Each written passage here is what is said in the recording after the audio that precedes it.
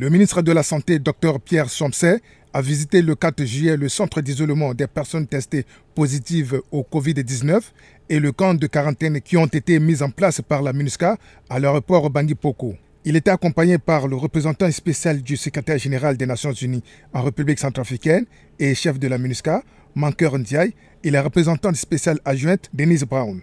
Aménagé sur le site de l'ancienne base de l'aviation sénégalaise, ce centre de transit et d'isolement est doté d'une capacité de 156 lits. Pour une initiative qui est exemplaire, qui consiste à créer tout un camp pour la mise en quarantaine des troupes, des militaires, des contingents. Il y a eu un camp de 700 places pour appliquer les mesures de quarantaine que le gouvernement a mis en place. Et qui permet à tous les contingents qui arrivent d'observer d'abord au moins 14 jours de quarantaine. Jusqu'ici, il faisait 21 jours, mais nous allons, compte tenu de l'urgence, leur faire une dérogation pour qu'ils restent 14 jours une fois rentrés dans le pays. Dès leur retour dans le pays, 14 jours donc en quarantaine.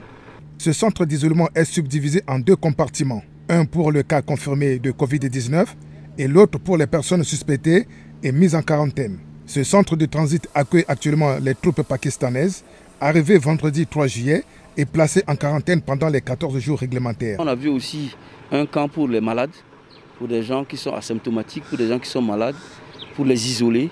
Il y a à peu près 150 places. Et donc tous les dispositifs qui sont en place pour encadrer, accompagner ces malades, accompagner les contingents sur le plan psychologique. C'est vraiment un exemple qu'il faut louer, saluer et qui permet, qui contribue également à la prévention et à la lutte. Ce centre d'isolement constitue un des derniers maillons de la chaîne de riposte gouvernementale qui privilégie les mesures barrières pour contrer la propagation du Covid-19 en République centrafricaine.